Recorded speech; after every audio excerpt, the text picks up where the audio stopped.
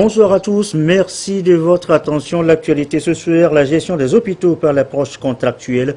La réforme a fait l'objet ce mardi de discussions face au ministre de la Santé, les présidents des conseils d'administration des CHR du Togo en ligne de mire, les soins de qualité et pour les populations. Le phénomène est réel et préoccupant. Ils sont des milliers de jeunes Togolais, surtout les filles, à partir à l'étranger. Promesse d'un job bien payant dans les valises. À l'arrivée, la désillusion est grande. L'association Vision Solidaire a enquêté. L'ambassade de France au Togo appuie l'initiative. Un document est soumis à validation depuis ce matin. Enfin, le stress, la chose la mieux partagée aujourd'hui sur les lieux de travail à la maison. Comment éliminer les tensions et stress accumulés au cours de la journée? Une méthode en apparence simple à découvrir en fin de journal. Voilà, madame, messieurs, le sommaire, bienvenue. Voici donc le journal. Fombora et Sangbana évoqués tout d'abord. Pour commencer, ces deux villages dans l'Oti, ils seront bientôt dotés de nouveaux bâtiments scolaires. Le chantier est en cours, conjointement réalisé par le ministère du Développement à la base et les acteurs socio-économiques de la région. À l'intérieur, en tournée la semaine dernière, la ministre Victoire Tomiga Dogbe est allée constater l'état d'avancement des travaux. Chassim Nambara pour le compte-rendu. La vie de Amouzou Afi était une succession d'échecs. Cependant, décidée à réussir, elle s'est lancée dans le levage traditionnel des poules avec le soutien de ses parents. Après les études, les concours sans succès, j'ai même fait le campus sans succès. J'ai pensé à comment faire. Je suis retournée au village demander des fonds auprès de mes parents pour entreprendre quelque chose. Le tournant décisif dans sa vie s'est produit lorsqu'elle a croisé sur sa route le programme d'appui au développement à la base Pradeb. C'est en 2015 que Pradeb m'a fait un crédit de 1 million de francs CFA et j'ai pris 1000 pondeuses. Et c'est le début d'une aventure entrepreneuriale à succès. 2 ans à peine après cet accompagnement du Pradeb, Amouzou Afi est aujourd'hui à la tête de sa propre entreprise d'élevage moderne de poules pondeuses.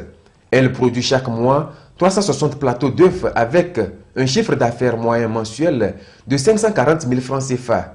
Et ce n'est pas tout. Je forme aussi les jeunes qui veulent faire l'élevage. Je forme un technicien élevage. J'ai déjà formé 300 en cours. Et en plus, je fais provenance et je vends aux autres éleveurs du milieu. Donc, je veux aussi faire de petits crédits agricoles aux femmes du milieu. Ce sont toutes ces performances qui lui ont valu d'être primée au concours du meilleur entrepreneur Pradeb Fayège 2016. Son chèque d'1 million de francs CFA lui a été remis par la ministre en charge du développement à la base. Nous devons célébrer dans notre pays les bonnes performances, l'excellence pour encourager d'autres à pouvoir leur emboîter le pas. Le chef de l'État nous a demandé de célébrer l'excellence, de reconnaître le travail bien fait. Dans la préfecture du Moyen-Mono, le Pradeb appuie aussi Badia Théophile, un jeune entrepreneur spécialisé dans le levage des poules pondeuses, des caprins et des porcins pour un chiffre d'affaires mensuel de 230 000 francs CFA. Nous avons sollicité un crédit de 2 500 000 et ça m'a permis des investissements, au niveau des investissements. J'ai fait encore un nouveau bâtiment et en plus j'ai lancé une commande de 500 pondeuses et ça m'a permis aussi de mettre en place les caprins et les porcins de l'autre côté. Je tiens à remercier l'initiative Fayège, en plus Pradeb. Ils nous ont permis de pouvoir renforcer notre activité. L'autre jeune entrepreneur qui a reçu la visite de la ministre Dogbe est Yovovi Setor. Bénéficiaire du fonds d'appui aux initiatives économiques des jeunes Fayège, il a comme activité principale la transformation du manioc en gari et tapioca. On a bénéficié d'un crédit de 1 101 000 francs. C'est le financement de Fayège qui nous a permis d'acquérir le matériel, l'équipement qu'il faut pour pouvoir installer l'entreprise concrètement. Avec cet équipement, il produit 3 sacs de 120 kg de gari et 200 bols de tapioca par mois pour un chiffre d'affaires de 300 000 francs CFA. Autant de bons résultats encouragés par la ministre. On a constaté que ces jeunes sont très engagés, ils sont déterminés, ils font preuve de beaucoup de discipline, de rigueur dans la gestion de leur activité. Et aujourd'hui, ils se comportent très bien, ils remboursent leur crédit et ils attendent une seule chose, c'est de les aider à amplifier ce qu'ils sont en train de faire. Donc nous sommes venus les encourager. C'est des jeunes qui ont créé de l'emploi pour eux-mêmes, de l'emploi pour d'autres jeunes. Et c'est pour nous l'occasion d'amener les autorités locales à reconnaître ce qui est fait dans leur localité et accompagner ces jeunes. Le Pradeb et le FAEJ sont des mécanismes stratégiques mis en place par les plus hautes autorités du pays pour promouvoir l'entrepreneuriat des jeunes. Et voilà la ministre Victoire Dogbe dans le Moyen-Mono à la rencontre donc de 3 jeunes entrepreneurs portés par le Pradeb et le FAEJ, les bras financiers du ministère, ce sujet qu'on vient de voir. Fombora, Sangbana évoqué donc ces 2 villages dans l'Oti, ils seront bientôt dotés de nouveaux bâtiments scolaires. Le chantier est en cours, disions-nous, conjointement réalisé par le ministère du Développement à la base et les acteurs socio-économiques de la région à l'intérieur. En tournée la semaine dernière, la ministre Victoire Tomega Dogbe est allée aussi là constater l'état d'avancement des travaux. On retrouve Chassim Labaga. Ce bâtiment scolaire en construction à l'école primaire publique Fomboro dans la préfecture de Loti est réalisé grâce au financement de la société Eboumaf. Il fait partie d'un ensemble d'infrastructures scolaires et d'adduction d'eau que cette entreprise de BTP veut offrir aux communautés à la base dans ces zones d'intervention. Il s'agit pour Eboumaf d'accompagner les efforts du gouvernement dans ses actions pour le bien-être des populations. Dans le cadre de sa responsabilité sociétale, Eboumaf a accepté d'entrer en partenariat avec le ministère du Développement à la base via l'ANADEB pour la construction de bâtiments scolaires et de points d'eau de forage. Donc avec 300 millions de francs CFA, nous allons construire des bâtiments scolaires, 7 bâtiments scolaires et offrir de l'eau potable à des communautés. À Sangbana, c'est l'ONG danoise Born Fonden qui offre ce bâtiment scolaire à l'école primaire publique de la localité.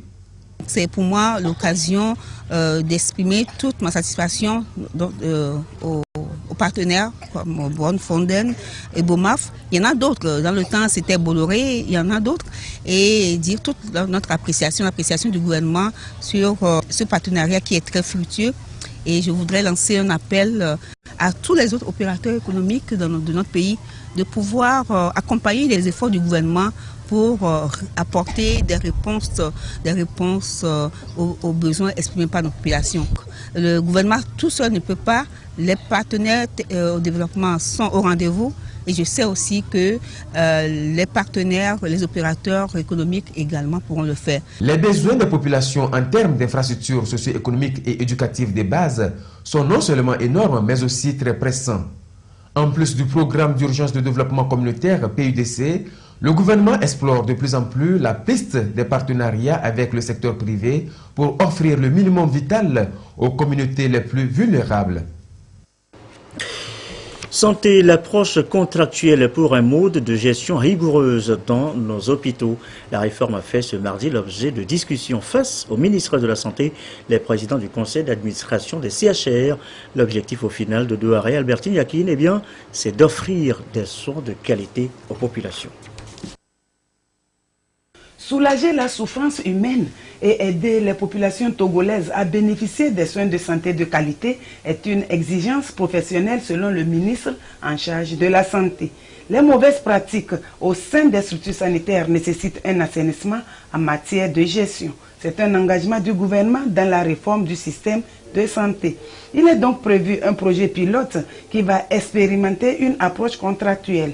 Les présidents du conseil d'administration des structures sanitaires du Togo ont été conviés à une rencontre d'échange et de partage à cet effet. Nous avons des problèmes dans certaines de nos structures hospitalières. Et aujourd'hui, il faut parler au plus pressé. C'est faire en sorte que lorsque un patient arrive dans un hôpital, il trouve satisfaction. C'est une initiative à saluer. La réforme, c'est bien, parce qu'avec ce que nous constatons dans nos hôpitaux, vraiment ce n'est pas une bonne chose. nous avons, en tant que président de délégation spéciale, tenté de résoudre ces problèmes au cours de nos sessions périodiques. Mais nous n'avons jamais pu résoudre ça avec les directeurs régionaux. Nous allons essayer dans certains hôpitaux et on verra comment ça va se passer. Le démarrage du projet phase contractuelle vise notamment les hôpitaux de Plita, d'Atakwame et le centre hospitalier universitaire Sylvanus Olympio. Ce processus permettra une gestion rigoureuse et méthodique pour un bon fonctionnement du secteur. Au fil des années, la fréquentation des hôpitaux diminue, la population est de plus en plus déçue et il y a un certain nombre de pratiques qui caractérisent aussi nos hôpitaux, qui sont des pratiques peu orthodoxes. Nous allons nous attaquer aux deux bras de la balance. D'une part, améliorer la gestion et d'autre part, renforcer les ressources. Alors, c'est ce qui fait que nous, on a pensé à mettre en œuvre l'approche contractuelle. Nous allons voir des sociétés qui sont spécialisées dans la gestion des hôpitaux, à qui on délègue la gestion. On leur dit, ben, écoutez, le personnel est là, c'est un personnel de l'État, les ressources appartiennent à l'État. La seule chose que nous vous demandons, c'est nous aider à gérer pour qu'il y ait une harmonie entre les entrées des ressources et la satisfaction de la population. Le travail d'assainissement en termes de gestion constitue une mesure du gouvernement à rendre performants les hôpitaux publics sur toute l'étendue du territoire national, ce qui n'entrave en rien la mise en œuvre des prestations des acteurs clés de la santé à travers des résultats tangibles. Lutte contre les risques de catastrophes, promotion de bonnes pratiques de gestion durable des terres, alerte précoce, adaptation communautaire au changement climatique et j'en passe. Ils sont divers et variés, les volets du projet gestion intégrée des catastrophes et terres, PGCIT. Où en est-on dans la réalisation de ces différents volets? Eh bien, une réunion fait le point depuis ce matin, la 7e du genre entre une mission d'appui de la mission de la Banque mondiale et le gouvernement togolais. Les précisions, Serge Taston, Patrice Bocco. Après...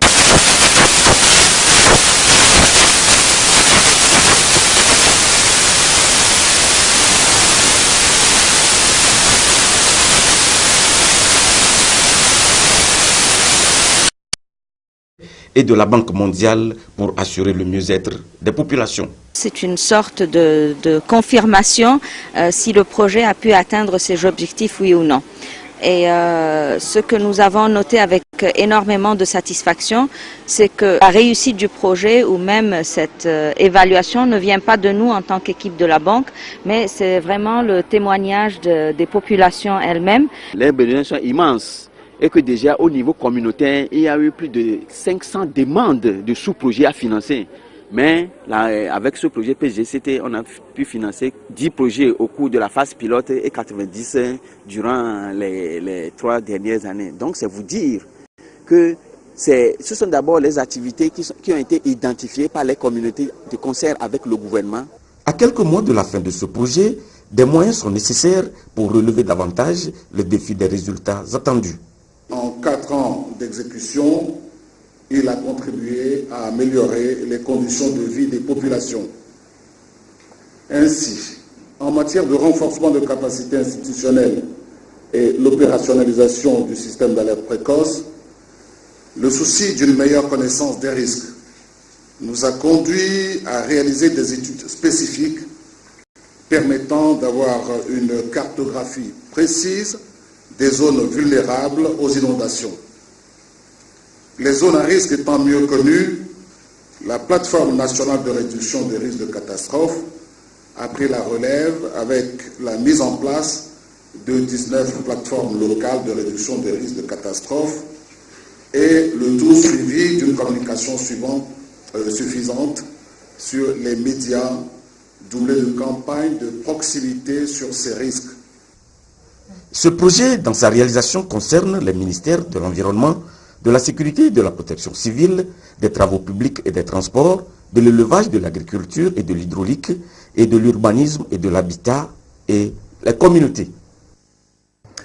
Même exercice ou presque ici, dans les plateaux, vous allez le voir, sauf que ici, il s'agit de l'évaluation d'un projet environnemental et social, une des options du processus RED+. Yves Agbevivi pour nous en dire plus. Permettre à la forêt, aux arbres hors forêt de continuer par jouer leur rôle socio-économique et écologique, c'est l'objectif qui a motivé l'adhésion du Togo au Fonds de partenariat pour le carbone forestier, FCPF, et qui explique la volonté du gouvernement d'intégrer la RED+, dans le plan de développement national. Des stratégies RED+, les Togolais attendent beaucoup, comme l'éradication de la pauvreté et le partage équitable des bénéfices entre les parties prenantes au niveau national et local.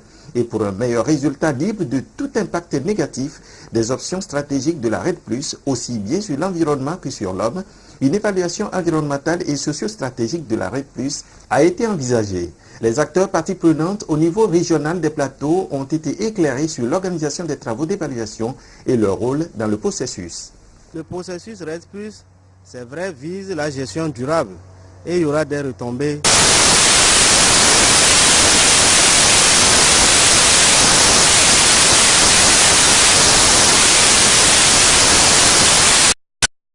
Leur dire un peu quelle est l'importance de ce processus-là, quel est le dispositif qui est mis en place pour conduire ce processus d'évaluation environnementale, sociale, stratégique. Quels sont les acteurs qui seront impliqués dans ce processus-là? L'évaluation environnementale et sociale stratégique, EESS, du processus RED+, doit au finish confirmer ou modifier les options stratégiques RED+, initialement proposées, et le cas échéant, envisager des actions correctives des impacts négatifs. Et voilà donc pour les plateaux à Lomé, les acteurs se sont également retrouvés autour de cet exercice, l'évaluation donc environnementale concernant ce processus RED+. Lucassi pour le reportage.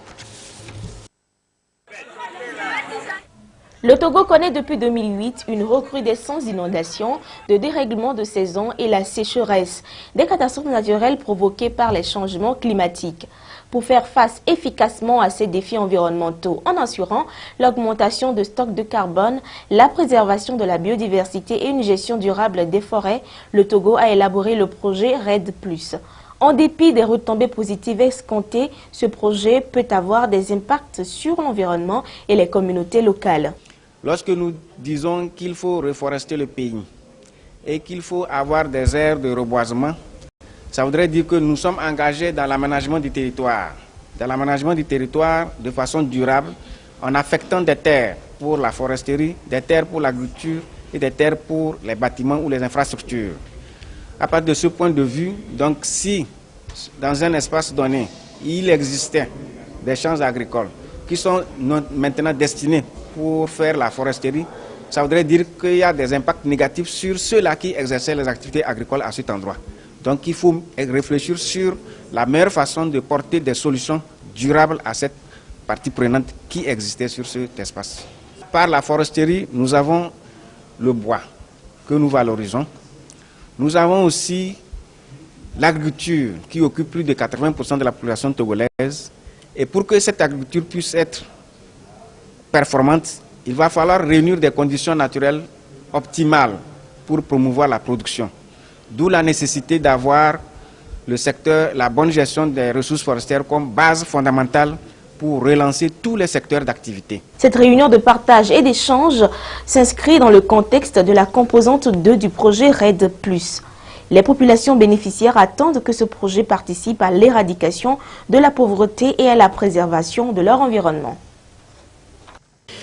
Il est 20h19. Combien sont-ils ces jeunes qui quittent le pays avec armes et bagages, direction l'Afrique centrale ou encore le Moyen-Orient, attirés par des propositions mirobolantes de travail? Une fois à destination, la désillusion n'a d'égal que les promesses obtenues. L'association Vision Solidaire a mené une enquête sur le phénomène. Le document fait l'objet de validation depuis ce matin. L'ambassade de France au Togo appuie l'initiative. Marceline Tchakpala et Demso Chouko. Ils franchissent bien souvent les frontières pour un travail rémunérateur. Ces Togolais, dont l'âge est compris généralement entre 15 et 40 ans, se retrouvent exploités et sans avoir accès à une protection adéquate dans leur pays de destination. L'association Vision Solidaire s'est intéressée à ce phénomène qui semble être un esclavage moderne. Après 3 mois d'enquête sur le terrain, un document d'analyse situationnelle sur le trafic de travailleurs migrants togolais et la traite des personnes a été élaboré. Il porte sur les cas des pays du Moyen-Orient et d'Afrique centrale. Je suis parti dans un pays, j'ai pris le temps là-bas, plus de 10 ans, loin de mes parents. Les 2 enfants, je les ai eus là-bas. C'est les bastonnades. Quand tu refuses de travailler à la maison, tu dis tu veux partir, ou tu as des problèmes, quand tu t'emmènes au bureau, c'est pour te battre à mort parce que tu perds leur temps. Tu es venu pour qu'eux puissent avoir de l'argent. Quand les personnes quittent le Togo, ils partent d'ici avec des messages fallacieux, de faux messages. On leur promet un travail dans l'hôtellerie, on leur promet un travail à domestique. Et une fois qu'ils arrivent dans le pays, ils se retrouvent dans une situation de précarité. On leur promet ici qu'ils vont partir avec un salaire de 150 000 pour la première année, 200 000 la deuxième année, 300 000 la troisième année. Et quand vous comparez avec ce que ces personnes, très souvent, qui se retrouvent ici dans le chômage, devront gagner, eh bien, elles préfèrent tout de suite partir. Beaucoup partent dans la clandestinité. Ils reviennent avec un peu d'économie, les dépensent rapidement au profit de leur famille et sont tentés de repartir de nouveau. Plusieurs zones de départ sont recensées au Togo. Les zones qui sont identifiées dans ce pays, très souvent, c'est la région maritime, la région centrale et en partie la région de la Kara. Des villes comme Sokodé constituent de grandes villes de départ. Mais également, beaucoup de personnes partent de Lomé et partent aussi également par aussi bien l'aéroport de Lomé-Tokoin que les aéroports d'Accra que de Cotonou. Le cadre législatif a été mis en place. Le ministère de la Sécurité et le ministère de la Justice ont pris des dispositions pour sensibiliser les candidates au départ lorsqu'elles sont interceptées et ramenées dans le pays. Mais jusqu'à présent, malgré tout, nos frontières étant poreuses, ces personnes ne continuent pas à partir. Très peu de pays dans ces régions ont ratifié les conventions de l'Organisation internationale du travail et des Nations unies portant sur les droits des travailleurs migrants et des membres de leurs familles. C'est ce qui complique très souvent la situation des travailleurs migrants. Ils sont aussi nombreux à se bousculer au portillon du Fonds d'aide à la culture, mais combien sont-ils, eux, les artistes, à pouvoir élaborer et monter des dossiers susceptibles de financement? La question est une réelle préoccupation, déjà prise en compte d'ailleurs par le ministère en charge de la culture. 788 artistes et promoteurs culturels viennent d'être formés. Sonia Médipo, Silver Aboudjou. Depuis la mise en œuvre du Fonds d'aide à la culture, beaucoup de promoteurs culturels bénéficient de cette initiative du gouvernement qui consiste à les soutenir dans leur carrière artistique. Mais nombre d'entre eux ne disposent pas d'outils nécessaires dans l'élaboration, la gestion et le montage de dossiers. Cette session permettra aux artistes et promoteurs culturels de mieux jouir du fruit de ce fonds et de bien vivre de la création de leur art.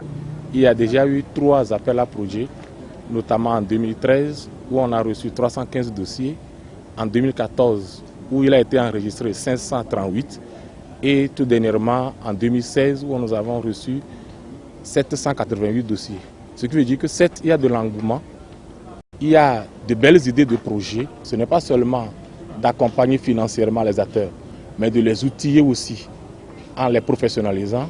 Obligatoirement, donc, il faut les outiller pour leur donner les notions basiques en matière d'organisation, d'élaboration de projets et de mise en œuvre de projets. Cette session témoigne de l'intérêt que le gouvernement accorde à la promotion du secteur culturel, notamment l'art de la scène, le théâtre, la musique, les arts plastiques, la peinture, le cinéma et le patrimoine culturel. Chacun de ces acteurs ici mobilisés est appelé à faire preuve de dynamisme et de sérieux pour en tirer meilleur profit. Le marché de la culture est très concurrentiel. Il n'y a que les talents qui émergent. Mais dans la gestion également de vos biens et services, si vous ne savez pas faire cette gestion, s'il n'y a pas ce management, eh bien votre talent n'ira pas très loin. Autour d'une grande entreprise, il y a toujours une idée et derrière un homme pour porter cette idée et tout un système de management et de beaucoup de sérieux. Après 4 années d'exercice, le bilan du Fonds d'aide à la culture est positif. Il a permis à certains bénéficiaires la rénovation de leur studio d'enregistrement la réalisation des films courts et longs métrages tels les films Sherifa et Solim. L'engagement du gouvernement est d'amplifier le processus pour faire de l'art au Togo une véritable industrie culturelle. Êtes-vous stressé? Oui, dira presque tout le monde aujourd'hui. Comment éliminer donc les tensions, le stress accumulé au travail, à la maison? La méthode paraît simple, elle tient d'une méditation transcendantale, séance pratique avec un centre international spécialisé. Sonia Medico, Sylvain Ravodou. Assis, les yeux fermés, les adeptes du maître Maharishi libèrent leurs capacités naturelles afin de permettre à leur esprit de se rééquilibrer. Cela s'appelle la méditation transcendantale, une technique de relaxation profonde et de développement de la conscience qui procure au corps et l'esprit un état unique de repos. Object of Maharishi's life work was to create an organization, a worldwide organization, which could provide this effect of peace. Le but de Maharishi, c'était de créer une organisation mondiale dans laquelle il regrouperait plusieurs méditants, parce que la méditation sur une personne peut avoir effet sur cette seule personne, mais un groupe de méditants font un effet sur toute une communauté, sur tout un pays, et plus le nombre augmente, plus l'impact est important. Donc plus il y a d'organisations, plus la planète en entier se sentira mieux. La méditation transcendantale est universelle et n'exige aucun changement dans le mode de vie, de régime alimentaire ni de la religion. En témoigne ce méditant. Je me retrouve. C'est plus subtil sur le plan professionnel. Ça me permet de garder la bonne forme, la santé. Bon, je ne tombe pas pratiquement malade. Je pense que ça devait être la première des choses à enseigner aux enfants. Ce n'est pas religieux. Moi, je suis musulman. Ça ne m'empêche pas de pratiquer ma religion. Au-delà de son caractère spirituel, la pratique transcendantale permet aux méditants d'éliminer les tensions et stress dus au travail, entraînant ainsi un rajeunissement du corps. Le mouvement compte plus de 10 millions de militants de par le monde et est dans 90% des pays. Au Togo, il est coiffé par le Centre international de méditation transcendantale avec plus de 500 méditants. Le sport dans le reste de l'actualité, mais pas sur le terrain. D'abord, cette visite du ministre Guy Madji Lorenzo au centre de développement sportif de Palimé. Rencontre sur place avec le staff et les pensionnaires. Nous reviendrons sur le sujet dans les prochaines éditions. Et puis, coup d'envoi du processus d'élaboration du programme d'enseignement de l'éducation physique et sportive dans les établissements scolaires au Togo. À terme, tous les établissements auront un même programme EPS et un document méthodologique. Les précisions de Martin Sandani Mankoubi. Une cinquantaine d'enseignants et d'inspecteurs d'EPS venus de 5 régions administratives du Togo vont valider un document sur la pratique du sport à la base. Dans ce document, un programme d'enseignement sera élaboré pour permettre aux consultants de travailler en tenant compte des réalités du terrain. Dans un premier temps, nous allons identifier les contenus à enseigner aux enfants d'abord. Parce que, quoi qu'on dise, là où il n'y a pas de programme, on enseigne quand même l'EPS depuis bien longtemps, avant la réforme de 1975 d'ailleurs. Donc, on va voir ce qu'il faut intégrer.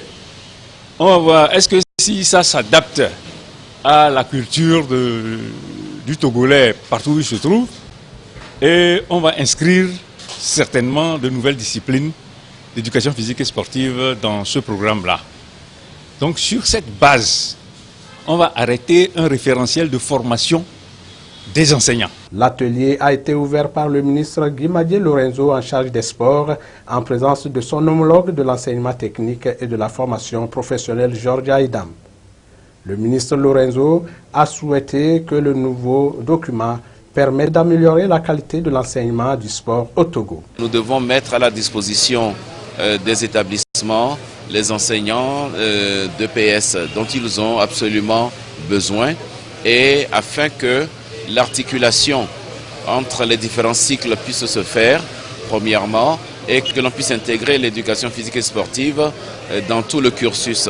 L'EPS est aussi importante que les autres matières pour une formation complète des enfants. L'atelier prend fin ce mercredi. Retour sur cette visite du ministre Guy Madji Lorenzo au centre de développement sportif de Balimé, je l'annonçais tantôt, rencontre sur place avec le staff et les pensionnaires, le compte rendu de Jean, Kofi et Dédi. Première visite du ministre en charge des sports à ce centre qui forme les jeunes apprenants en football. Guy Madier Lorenzo est venu non seulement connaître les réalités du centre et voir les conditions dans lesquelles la formation se déroule, mais aussi et surtout pour s'entretenir avec les pensionnaires. Un entretien qui a été plutôt riche en conseils. Les enfants sont épanouis, ils réussissent bien dans leurs études générales que dans le sport pour lequel ils ont été détectés à travers le championnat scolaire. Nous allons continuer cette politique pour permettre à de plus en plus de jeunes de pouvoir intégrer le centre. Les apprenants ont bien accueilli cette visite du ministre et ont saisi l'occasion pour soumettre certaines doléances en vue d'une parfaite réussite de leur formation. Et les doléances qui ont été demandées par les enfants ne sont pas insurmontables. Ils ont demandé des répétiteurs. C'est qu'ils veulent être encore meilleurs, se donner toutes les chances de mieux réussir encore dans l'enseignement général qu'ils poursuivent. Ils ont demandé un bus. Nous allons transmettre la doléance à qui de droit et prier pour que cela soit satisfait. Alors, l'autre bonne nouvelle, c'est que le chef de l'État a donné des instructions pour que on commence la construction dès cette année d'un centre plus grand pour accueillir plus de jeunes, non seulement pour le football, mais également pour d'autres sports collectifs de ballon. Le nouveau centre en construction a fait également l'objet de visites pour la délégation ministérielle. Les nouveaux locaux qui serviront désormais de cadre pour le centre de développement sportif de Balimé répondent aux normes internationales. Nous avons un projet sur 2 ans vraiment, composé de 3 terrains. Nous avons un terrain de foot, un terrain de basket et puis le terrain de volley. Donc nous avons bien démarré le projet. Si Dieu nous donne la force, et la force est déjà là et on compte beaucoup, on va le terminer avant le délai même. Nous avons le bloc dortoir. Après le bloc dortoir, nous avons un bloc pédagogique, il y a les infirmeries et puis le bloc des encadreurs. Ici, on devrait retrouver la plupart des sports collectifs et également le tennis et la piscine. Le site va intégrer également l'athlétisme. Donc on va avoir un centre complet pour ce que nous sommes en train de préparer. Et j'espère que avec le conseil pédagogique qu'il y aura ici, l'encadrement nécessaire qu'il y aura, eh bien, nous allons pouvoir sortir des talents qui pourront compétir lors des compétitions mondiales ou bien lors des compétitions du comité olympique international. Le délai d'exécution des travaux du nouveau centre est prévu pour fin 2018. Et on va terminer par ce communiqué de la HAC. La Haute Autorité de l'Audiovisuel et de la Communication a appris avec consternation l'accident dont a été victime le journaliste Robert Avotor. La HAC tient à adresser ses remerciements au gouvernement à travers le ministre de la Sécurité et de la Protection civile pour l'ensemble des dispositions prises pour porter assistance aux journalistes. La HAC interpelle vivement le gouvernement et réclame que la lumière soit faite dans les meilleurs délais autour de cet accident de la circulation qui intervient peu de temps seulement après des voix de fait contre le même journaliste dans l'exercice de son métier. La HAC souhaite prompte guérison à messieurs Avotor. Voilà qui met fin à cette édition du soir. Je vous souhaite une très belle soirée.